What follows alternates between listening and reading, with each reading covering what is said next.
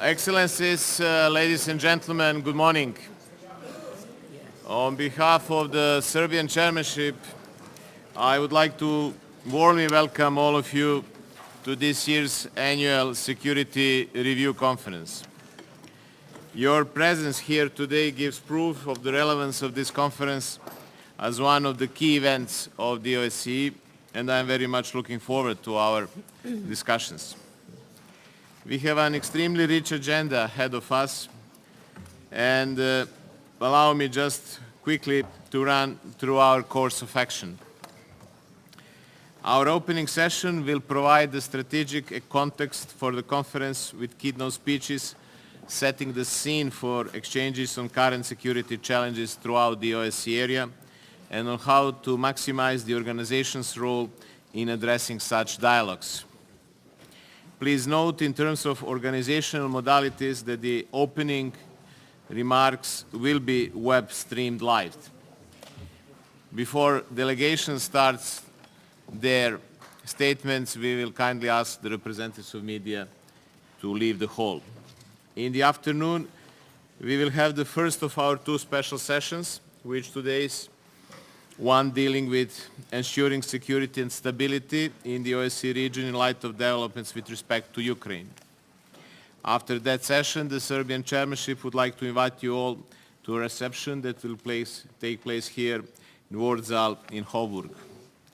Tomorrow morning, we will reconvene for our first working session, which will deal with lessons learned and the way ahead as regards the OSCE conflict cycle toolbox, which includes early warning, conflict prevention, crisis management, conflict resolution, post-conflict rehabilitation.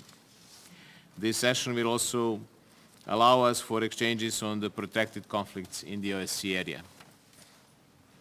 Tomorrow afternoon, there are two working sessions which will be held back-to-back.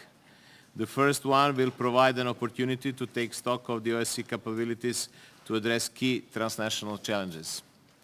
The second will be dedicated to our work with partners for cooperation, as well as with partnering organizations in terms of dealing with crucial security issues in neighboring regions of the OSCE.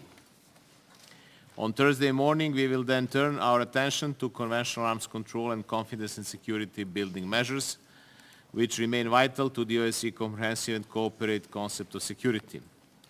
Last but certainly not least, our second special session on Thursday afternoon will allow us to look at ways of strengthening the OSCE role in European security, in particular by promoting the organization's capacities to reinvigorate the promotion and full implementation of the principles laid down in the Helsinki Final Act, and as well to look beyond this year in light of this year's 40th anniversary of our organization.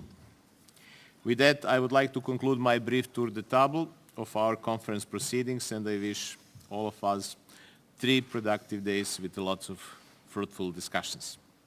Now I have a pleasure to give the floor to the State Secretary, Ambassador Roksanda Ninčić, who will deliver the opening remarks on behalf of the Chairperson in Office, the First Deputy Prime Minister and Foreign Minister Ivica Dačić, who unfortunately was not able to join us this morning at the opening of this conference. Madam State Secretary, you have the floor.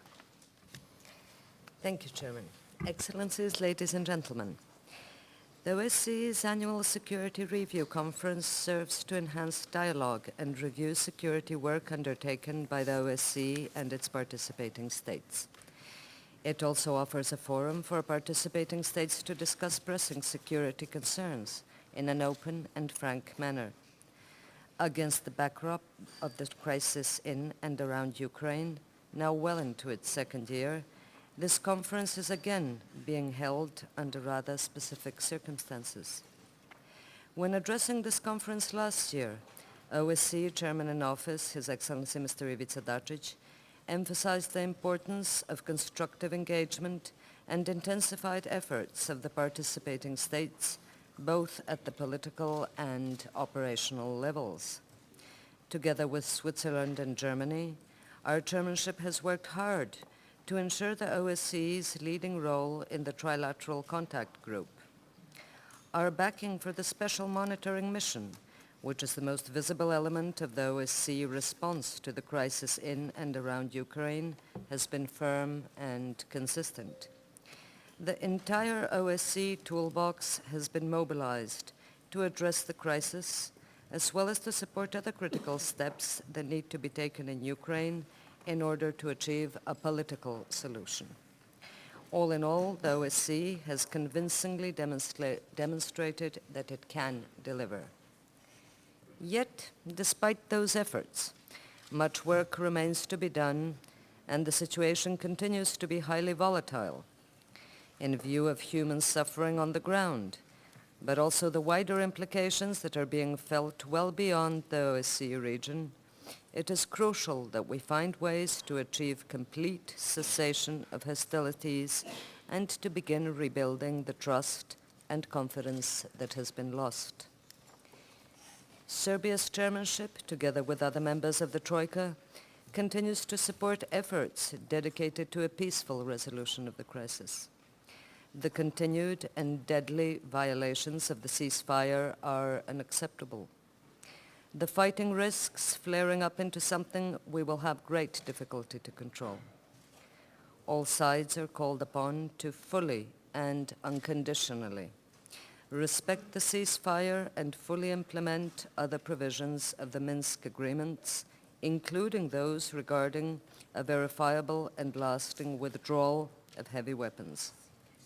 We are very concerned about a number of hotspots that accounts for the great majority of ceasefire violations. We fully support the SMM's offer to establish a 24-hour presence in some of those hotspots, notably Shirokine. At the same time, the parties should intensify their efforts aimed at reinvigorating the work of the JCCC, de-escalating the crisis and establishing an inclusive and sustainable political process on the basis of the Minsk agreements will need to be well coordinated. More constructive engagement by the parties and the working groups of the Trilateral Contact Group is required to open the way for step-by-step progress on the political, security, humanitarian, and economic questions that have been identified.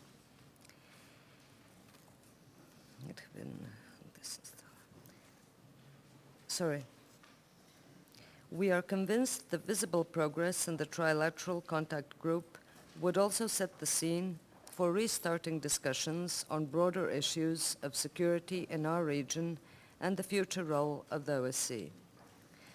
I want to use this opportunity to again express our appreciation to the outgoing Special Representative of the Chairperson in Officer, Ambassador Heidi Tagliavini, for her tireless work in the Trilateral Contact Group over the past year.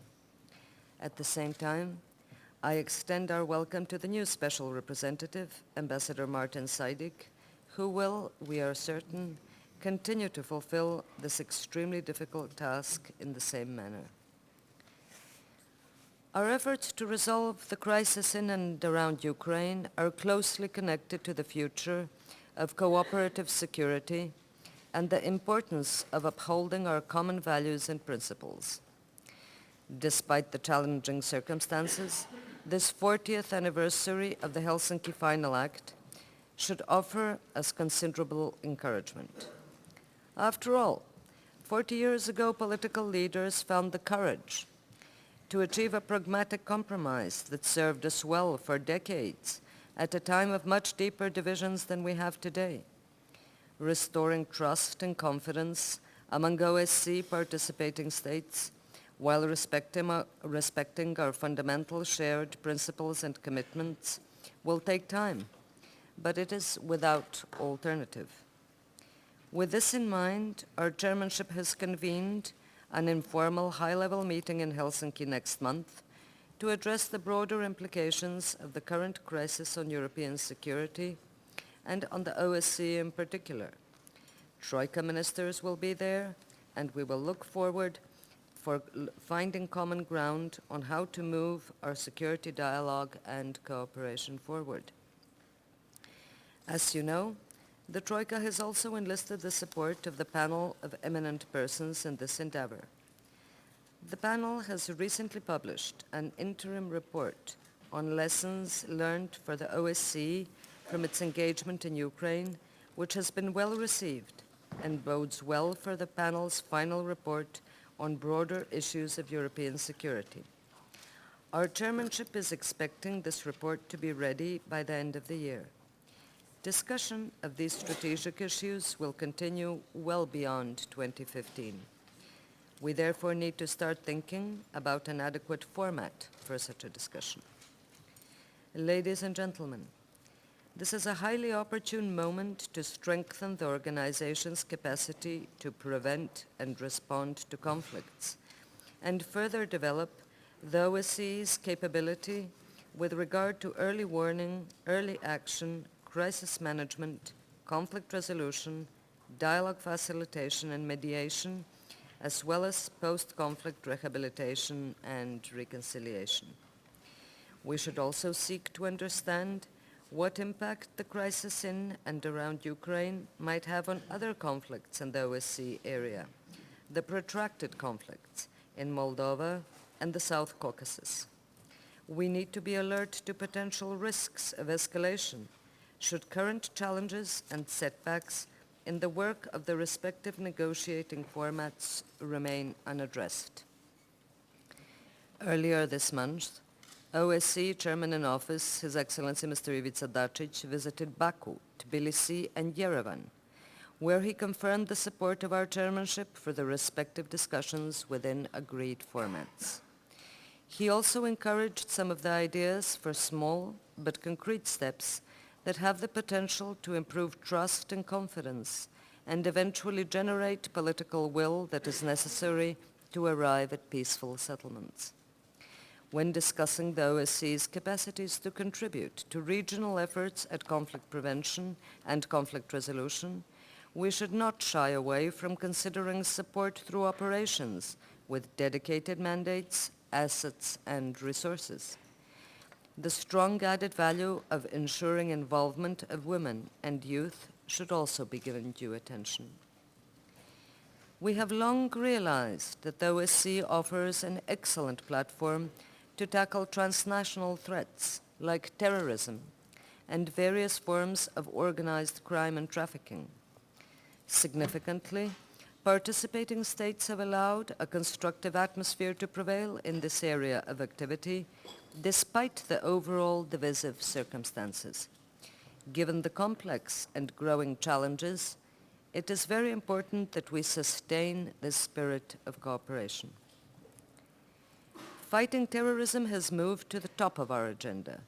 In the wake of the Paris and Copenhagen attacks, the OSCE declared its resolute and unconditional condemnation of terrorist acts and reaffirmed its determination to combat terrorism in all its forms and manifestations. This year we are paying particular attention to violent extremism and radicalization that lead to terrorism as a key challenge threatening our region. In that respect, we appreciate that the Secretary General chose the topic promoting dialogue to counter radicalization and violent extremism for OSCE Security Days event in May. Among other issues, the event shed light on the role of the media, the importance of education, and the responsibilities of state institutions and religious and civil society leaders. Furthermore, the OSCE-wide communication campaign, OSCE United in Countering Violent Extremism, which has just been launched, will help promote effective counter-narratives to radicalization and send a strong unified message against the forces of intolerance and extremism in our region. Finally, the OSCE-wide counter-terrorism conference at the end of June will focus specifically on countering the incitement and recruitment of foreign terrorist fighters and aims to contribute to further high-level discussions on the topic at the UN General Assembly in September. Besides countering terrorism efforts, Our chairmanship is putting emphasis on a number of aspects related to other transnational threats. In line with our priority to involve youth in our work on various security issues, we are emphasizing the importance of preventive action against drug-related crimes, as well as preventive measures aimed at reducing drug abuse and dependence. The enhancement of mechanisms to cope with the increasing spread of illicit drugs among young people will be the focus of the OSCE-wide conference on combating the threat of illicit drugs and the diversion of chemical precursors in September. Migration is also one of the priorities of our chairmanship. We are committed to enhancing dialogue and cooperation in the field of migration governance in the OSCE region and with the Partners for Cooperation. We are also actively seeking progress in consolidating the OSCE's role and strengthening its tools in addressing migration-related challenges. In this context, the 2015 annual police experts meeting, which took place end of May in Belgrade, was dedicated to improving multi-agency cooperation to respond to organized crime and trafficking in human beings linked to illegal migration in the OSCE area. In line with our chairmanship priorities, the 15th Alliance Against Trafficking in Persons conference in a few weeks will focus on the people most at risk, combating human trafficking along migration routes. In April, OSCE Chairman in Office, Mr. Ivica Dačić, attended the Global Conference on Cyberspace in The Hague and took part in the strategic discussions on the many rapidly evolving challenges in cyberspace.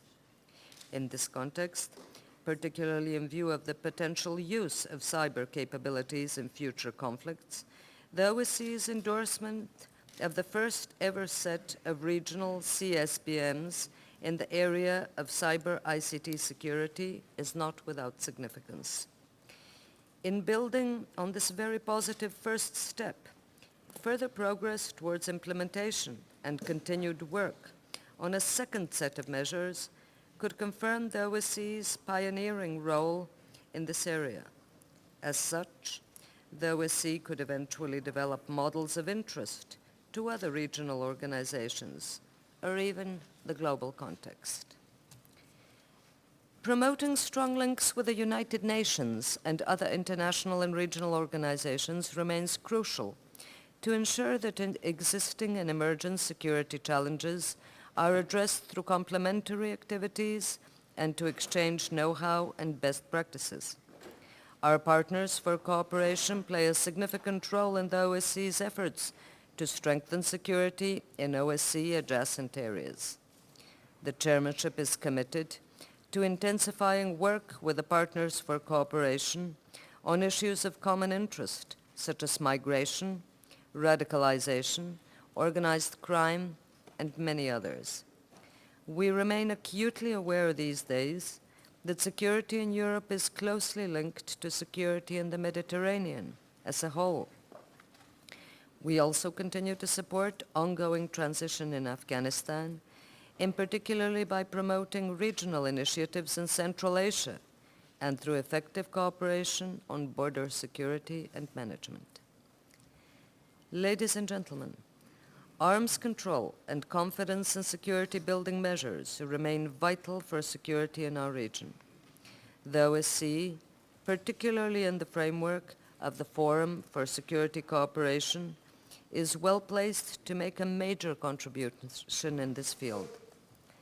Allow me to take this opportunity to thank Mongolia for the excellent cooperation during its FSC chairmanship, and we continue to work closely with Montenegro, in particularly on issues where, from a southeastern Europe perspective, we see potential for regional cooperation and look forward to the Norwegian FSC chairmanship later this year.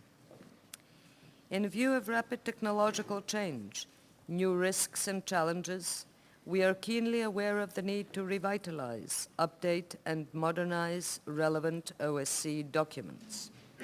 Meanwhile, compliance with the principles and obligations stemming from these documents and their consistent implementation remains essential. As in other areas, a thorough discussion on lessons learned for the OSCE politico-military toolbox in the context of the crisis in and around Ukraine could be a useful point of departure for updating the OSCE's politico-military instruments. We are committed to continuing a comprehensive dialogue within the OSCE in order to maintain military stability, predictability, and transparency by updating and modernizing the Vienna document, strengthening and implementing the Code of Conduct on political military aspects of security, as well as OSCE documents on small arms and light weapons and stockpiles of conventional ammunition.